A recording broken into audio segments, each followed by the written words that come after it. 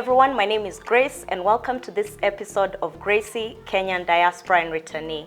For those of you who are listening to us for the first time, we're so glad that you've joined us. This podcast is a forum for discussing everything diaspora and life as a returnee. In the last episode, we introduced Solomon Wangwe to you. Solomon is the MD and founder of Goshen Acquisitions and Grand Acres.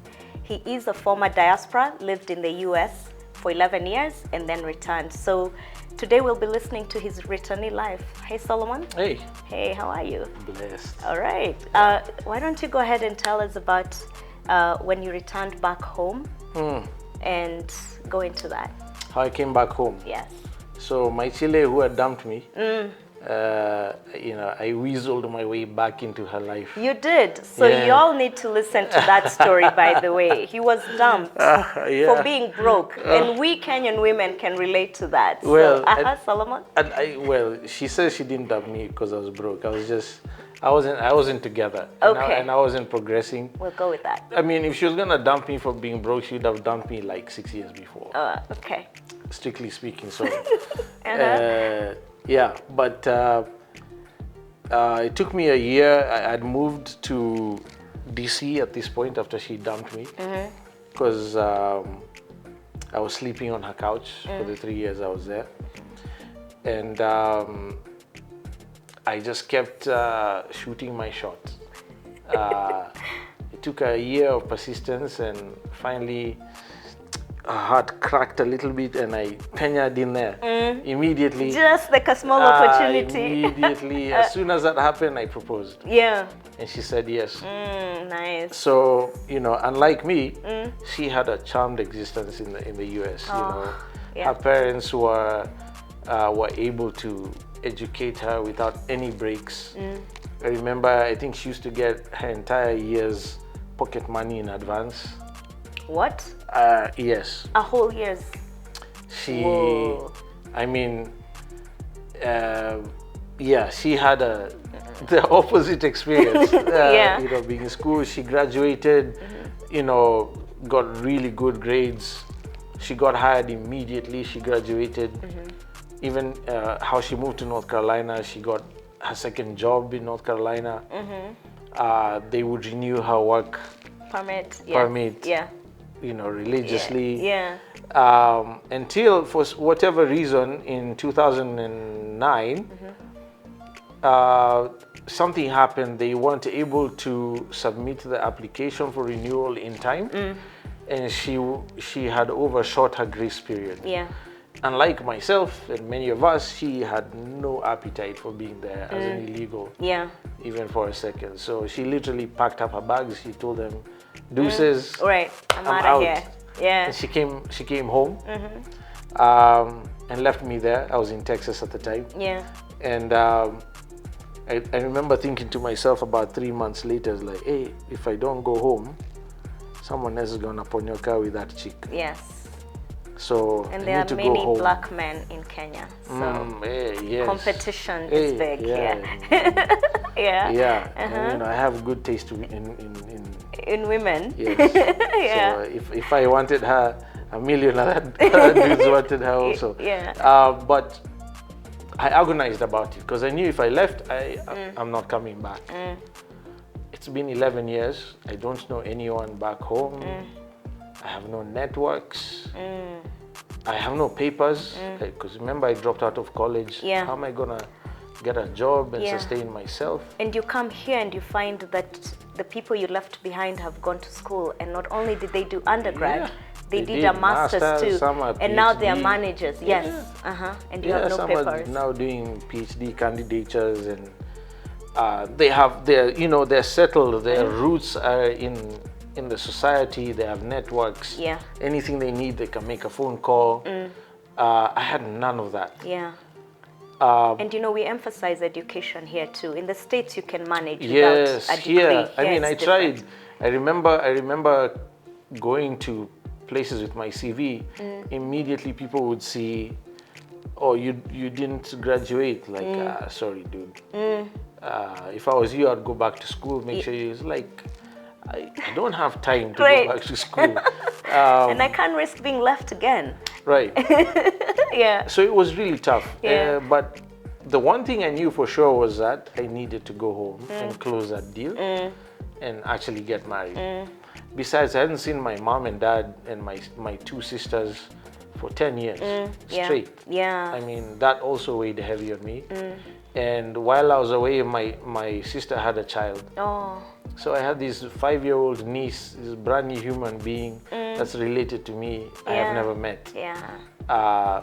And so I was half excited to come back home for that reason. Yeah. So I literally packed my clothes in a suitcase. I sold all my one couch and bed and mattress and a few sufurias and whatever. Yeah. Bought a ticket and bounced. And I remember as I was leaving, Houston is where I left from. I was going through immigration and they scanned my passport. And she paused, she looked at me, and she called her supervisor. Oh gosh. Like, oh man, yes. I've been flagged, man. Yes. My heart was racing, and they whispered something to each other, and her supervisor motioned like, just let him go, something like that.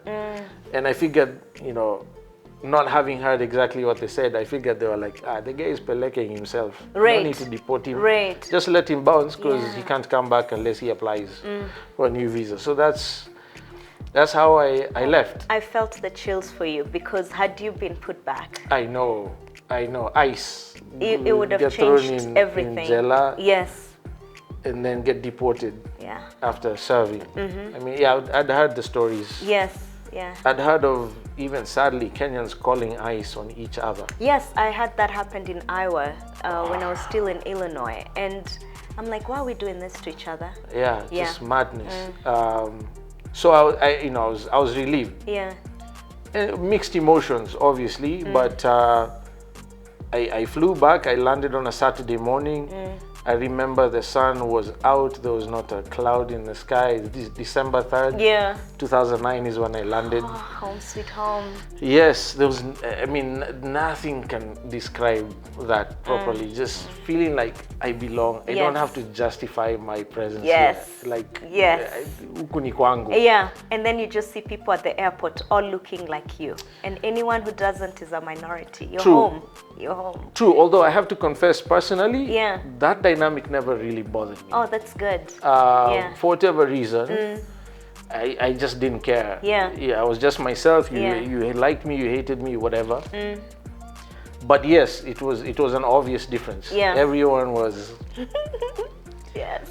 I felt maybe that's why there was extra sunlight. Yes. Because all the melanin was absorbing all the daylight. Right, yes. But it was a beautiful feeling. I didn't tell my folks I was coming. You I wanted it to be a surprise. Oh gosh. I saw my sisters to secrecy. But I think my dad had suspected something. Yeah. But I landed home. My poor mom almost had a stroke. Yeah. She hasn't seen her son, her only son, for 10 years. Oh gosh, yeah. And that was the beginning of my settling back home. Now, I'll be the first one to confess that I've had a relatively easy time resettling back home, but not because of anything I've ever done. Yeah. Honestly, but I think it highlights an important dynamic. I advise diasporans trying to come home to be proactive about. Yeah. And I'll explain. Yeah. So, remember I've been gone for 10 years. I have a prayerful mom. My sisters and their friends in Bible study groups, their friends for 10 years have been hearing about this bro who's having a rough time. Let's pray for this, let's pray for that. For 10 years, at some point, one of them even told me, man, it's so nice to finally meet you. I was starting to doubt that you actually exist. I can check that off my prayer list. Yeah, we've been praying for you for like 10 years. Yeah, this guy, does he actually exist? How comes he never comes home and this, that, or the other? But what happened in that process, even with my mom's friends, I arrived and all of a sudden, I was meeting people who knew everything about me. Yes. Because I've been a prayer item so many times. They know when I need rent. Right. They know when, you know, I'm trying to get back to school, when I'm moving states, and this, that, or the other. I find that it sort of cultivated all this grace. Yeah. And people went out of their way to find solutions for me, to introduce me to someone, just to make me feel at home. Yeah. And that was such a blessing. And I know that's only because of my sisters having been here with their roots in the ground here. Yes. With mom, with dad. And I often tell people I felt like I just got adopted. Yeah. Actually, all their friends immediately became my friends because I was already their friend in their minds. I'm tearing up listening to you. Go ahead. Yeah, I mean, it's a heavy thing, and I know that's what really made it work for me, because I know a lot of diasporans struggle to reconnect back home. And so if you don't have that social capital and the community to receive you, and because it takes that, it takes someone taking their time, spending their social capital for your benefit. Right. Because nobody knows you. Yeah. You're the guy who went, you thought you were too good for the rest of us. Right. Now look at you, you're back. Yeah. Now you need us. And really, that's how they look at you. Some people do. You know, Some you do, were you were abroad. I mean, Yeah. how did you not make it? Yeah, You like, should have figured it you're out. such a clown. You It's had not all that easy. opportunity and did nothing. Right. Obviously not understanding the dynamics, what happens there. Yeah. And this ultimately led to where we're sitting today. Yes.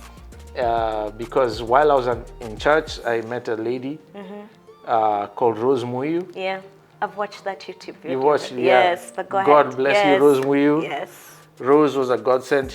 So the pastor was doing a financial fitness series, and every week he would bring some lay person to share their real life experiences about what he was teaching from the scriptures that week. So that you make a connect. Because I know a lot of people struggle. I'm reading about herdsmen and goats and CG what, I can't sacrificing. relate to today. How does that relate to today? And big up to Pastor M at Mavuno for that approach. It was very relatable. And so Rose, 40-something-year-old, had not earned more than 45K a year her entire life. What? Yeah, a month rather. Yeah. 45K a month her entire life. But she was educating something like 60 kids through her own non-profit from the poor neighborhoods, disadvantaged kids. Yeah. And she owned millions and millions of shillings worth of land. Not earning more than 45K. Yes, I was I'm doing like, that math. what? It's I not need to meet mathing that up. lady. Yes. And I got a number from my sister. I called her and said, listen, can I meet with you? I was so moved by your sharing in church today. She said, sure, come to my office on Tuesday. Yes. I show up to her office, she serves me coffee. I tell her, you know, I'm fresh back home, I just got married, I have no job. No one wants to give me an opportunity because I'm a college dropout. Right. I don't have time to go back to school.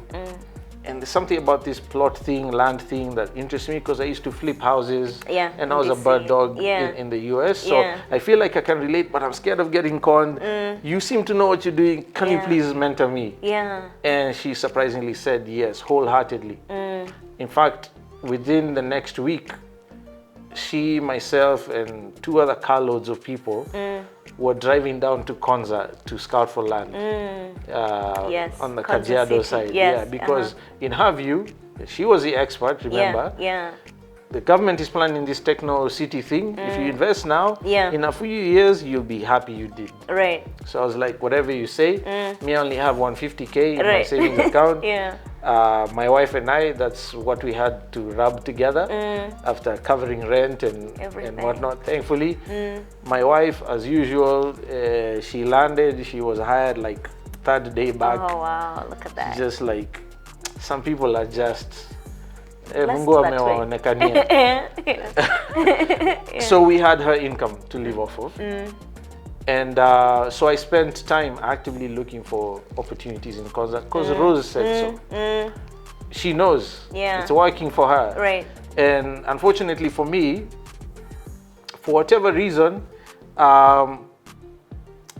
everything I looked at where the seller was willing to sell, and these are Maasai's.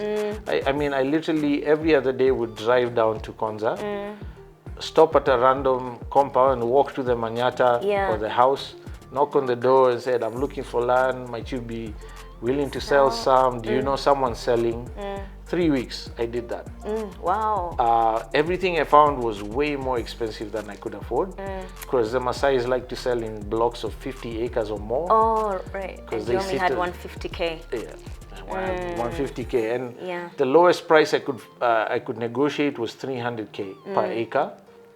I had to give the seller's brother, I think it was an 8 or 7K commission per acre for introducing me to his brother. Yeah. And it was 15 acres. And the mzee gave me 2 or 3 days to pay a deposit, or he would sell to someone who had offered him way more. Yeah. And so, you know, I drove back a bit dejected. I remember that day we were having our Bible study, the one I got adopted into. Right, yes. That used to pray for me. Yes. And someone, hey, Solo, we heard you've been going to Konza every other day. Have you found something? Like, no, you know, every time I find something, someone shows up with a briefcase full of cash and outbids me. Everything is bigger than I can afford. Yeah. But it's okay. I have faith. God will make a way. I just know it in my heart. Yeah. It was a feeling. Yeah. And to my complete surprise, the guy responds, and this was a guy called Moji. Beautiful human being. Make sure he doesn't see me say that. Right, or hear me say that. Beautiful human being. Yeah, Roho Safi guy. Yeah. Honestly, one of the best human beings I've ever met. It's in terms of intent. Yeah. And he said, hey, listen, man, me, I have like 350K. It's doing nothing in my savings account. See, if you want, I give it to you. It can help you raise. I was given 2-3 days to raise $1 million bob deposit. Yeah. Or else I'd lose a deal. So I have 350. It could help you get closer to the goal. If you like, you're welcome to my chums. Oh, gosh. I was like, wow, man, thanks. Next person had that convo, they're like, me, I have 300K. Me, I have 120K. Good God. Yeah. So just like that, I had over 1 million shillings pledged. So I woke up early the next morning. I drove to everyone's office and house. Yeah, and collected the money before they changed their mind. Yeah. And I excitedly called the Maasai's like, yeah, you can come tomorrow for deposit. Let's meet at the lawyer's office. Next morning, I paid cold hard cash. I even have a video to this day. Oh, yes, I would. And the photos. Yeah. Paid $1 million bobs deposit, and immediately after we signed the sale agreement, I called Rose, my mentor. I was like, Rose, guess what? Yeah. I found a deal with work at deposit. I paid $1 million bobs. The guys at Life Group, they donated like for free. I didn't even ask. They offered. Imagine. Yeah. Importance of community. Yes. Yeah. And so she was so happy. She was screaming on the phone and said, now I have a second problem. I have 90 days to raise a balance of 3.6 million. Oh boy. I don't know how I'm going to do it. Do you have any ideas? She's like, that's easy. You know, even me, I want to buy. But I'm afraid of getting condo also. Yeah. But now since I know you and you have 15 acres, so you sell me some. I can buy from you. But I can't afford the whole acre. How much are you going to sell an acre for? It's like, I don't know. Yeah. I'm buying at 306K, 307K per acre, including the commission to the guy's bro. Yeah. I don't know what price to sell. Can I get back to you tomorrow? So I quickly went to Kajiado. I asked about the subdivision policy. They said, that zone, you cannot subdivide less than an acre. Oh. And we're not allowing change of use until the zoning plan for Konza Techno City is done and approved. Yeah. And I was like, crap. So now even if I subdivide, it has to be an acre. Yeah. So I called Rose. I was like, Rose, I'm sorry. They've told me I can't do less than an acre. I have to subdivide acres. Yeah. And Rose says, you know what? I'll buy a quarter. I have 3 sisters. I'll talk to them. Yeah. We'll buy together a quarter each. Just put all our names on the acre. Look at I was God. like, wow, that's a good idea. Yes. And so she says to me, send me your banking details, 199K per quarter, I can pay. I was like, that's awesome, because that's like 800K per acre, and I'm paying 307. Yes. And I was open with her. She knew what I was paying. Yeah. But that's what plots were going for at the time, even slightly higher, because some were offering 8s even. I'm not sure how they were doing it, because I was just told you can't do less than an acre, so I have to sell mine as 1 acre blocks. Yeah. And so she says, send me a quick write-up. I'll send to my ladies in my group. Yeah. So I did a quick email. I sent it to Rose. Next day, her and her sister sent me their money. Cash. She blasted the thing out to her ladies. I kid you not, for the next 14 days straight, I kept getting calls. Are you Solomon? I'm looking for this guy called Solomon. Rose told me she's buying land from you. Yes, 199K. Sawa, send me your banking details.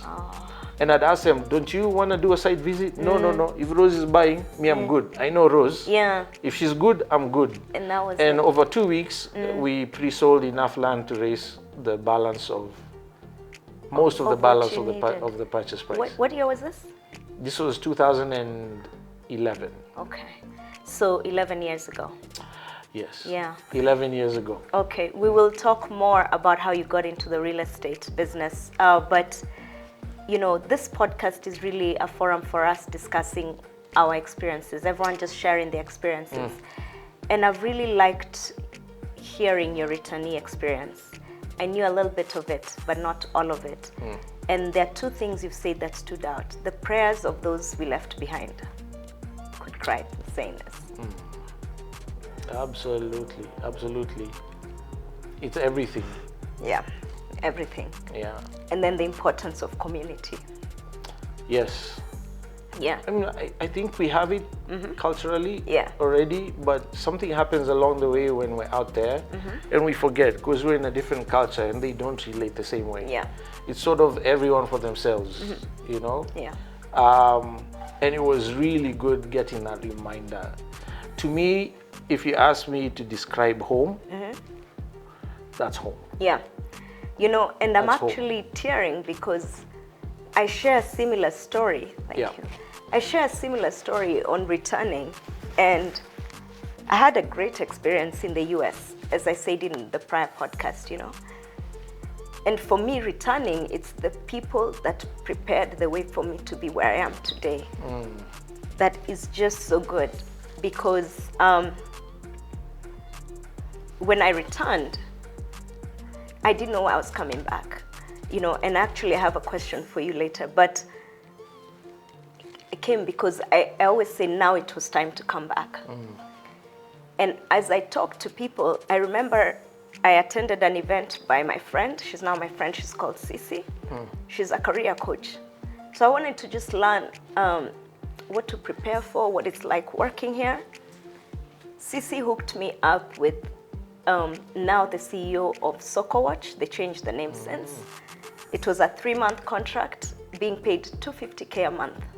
And I was working 20 hours a week. Yes, wow. I was consulting for Soccer Watch. At the end of that contract, I went back to Sisi because now I was sure I wanted to stay home. Yeah. And I just wanted to prepare myself for corporate life. I also knew I didn't want to stay in consulting, which was my original plan and what we had worked on. And I told her, no, I think I want to go into banking. Sisi introduced me to Mombi, a lady called Mombi who has a business in wealth and investment management. Literally, as I am talking to Mombi, in the middle of a sentence, she said, hold on. You know what? I know who I should introduce you to. And I'm like, is she even listening to my pitch? You know? And I said, okay. She said, but he doesn't like receiving phone calls from people he doesn't know. So I'll talk to him, and if he's okay with it, I'll introduce you to him. I've never forgotten. It was the Friday before Christmas in 2018. Okay. So I said, okay, and I continued with my pitch. The following week on Tuesday morning, she said, yep, he'd like to talk to you. And here's his phone number. I have to say his name, Patrice Kiro. He's now my former boss. Okay. And I met with him and we talked. He asked me tough questions. He has a serious face. I couldn't even tell if I'm doing well or bad. You know, like I am just answering questions. And fast forward, my current job, I have it because of that. I did not struggle coming home. Right. You know, and something you said that is also different, because it's all about sharing experiences, good or bad or different, you know. For you, you just came home because it was time. You really didn't plan, you just knew you needed to be home. For me, I went through a journey when I was ready to come home. Actually, no, I didn't know I was ready. So I knew I was ready to change my prior job. And I was talking to my US coach, career coach, she's called Christy. And I just told her, I don't know what I want. I just know I want to change jobs. And every job I looked at, I was working at Bank of America at the time. Every job I looked at, I could see, I checked the boxes, but it wasn't jazzing me. So she said, well, have you ever thought of a sabbatical? Why don't you take time off? I'm a single lady, was doing very well in the US. I was financially independent. I was traveling to 6-7 countries a year. I had US citizenship. And so the idea of not working felt like I was going to lose a part of me. Right. So I was very scared, but she kept saying, what are you scared of? I said, running out of money. She's like, but how much do you have? And what are your monthly expenses? So again, what are you scared of? And then I realized it's just all in the mind. But then because she realized why I was hesitant, she told me, well, then let's work through it. Might be preempting a bit, but you know, we have a tagline for our company, Goshen Acquisitions, Greater Gains. And associated with that is our Greater Gains community. That's essentially what we're passionate about doing, is building communities of people who think alike, who feel the same way, because that's intrinsic to our culture. Right. The African way. Yes, right? And so for like you, for anyone in the diaspora trying to resettle back home, reach out, be vulnerable. Yes. You just might be surprised. What comes out on the other side. You know what? That's a good ending to this podcast. So in our next episode, we will have Solomon, and he'll be telling us about Goshen Acquisitions and Grand Acres. So thank you again, Solomon, for having us here. Thank you for having me. To our audience, have a great day, afternoon, or evening, wherever you are.